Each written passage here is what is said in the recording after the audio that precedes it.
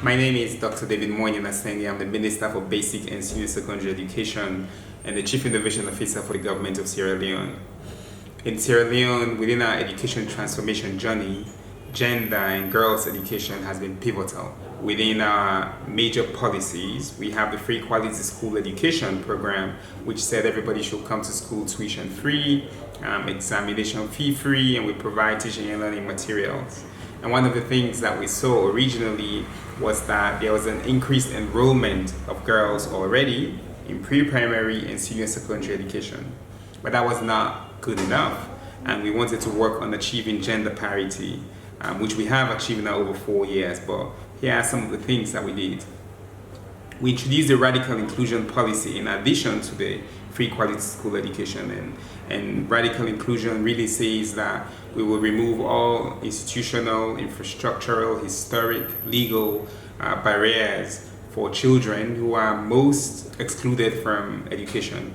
Those are girls, people with special needs, people in hard to reach areas, and those from poor backgrounds.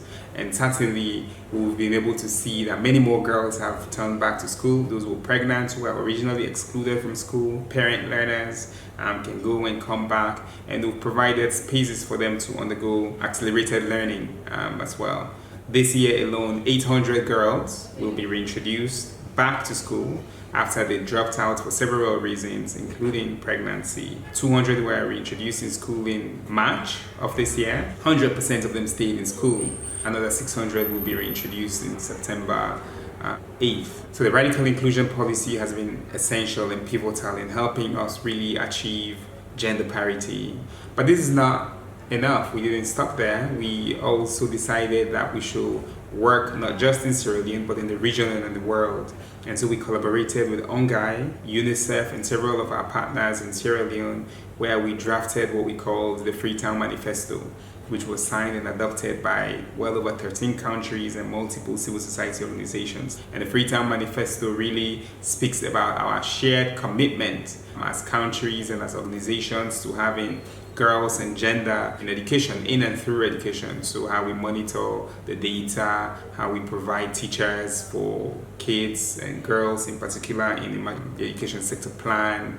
And these are commitments that we believe are necessary for transforming girls' education. In Sierra Leone, with the First Lady's Hands of Our Girls program, we've been collaborating to reduce barriers to girls linked to sanitary hygiene, for example, in sanitary pads. So the government has provided resources. We work with the First Lady and we work with the Ministry of Gender to ensure that girls are given sanitary pads and sanitary kits, with our partners UNFPA as well, with Leone, FCDO, and this is important for ensuring that girls can come in and stay in school and not miss out because of period poverty.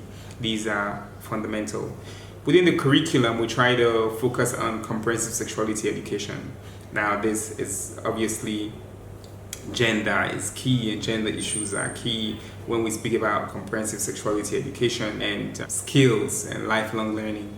And these are now embedded back into the curriculum and syllabus that we have for all of our learners. One of the things that exists in Sierra Leone is that if you're a girl in STEM, you essentially have tuition-free education for over 17 years, pre-primary and 12 years of basic and secondary education, and 4 years of tertiary and higher education for any female in public institutions pursuing STEM is covered by the government, and this includes transition examination fees as well. So these policies, these investments that we are doing as a country is essentially why we now begin to see more girls stay in school. Last year we had more girls enrolling in school, more girls attempting transition exams than boys, more girls passing transition exams, and more girls as well pursuing higher and tertiary education than ever before. And these investments are coordinated between the Ministry of Basic and Senior Secondary Education and the tertiary education as well. Within the classrooms, we also have a lot more women leaders now and a lot more women teachers. And even within the recruitments that we're doing for new teachers, women are given priority within our recruitment processes. It is important that when we speak about girls' education and these systemic changes, we address the whole system, we address it comprehensively.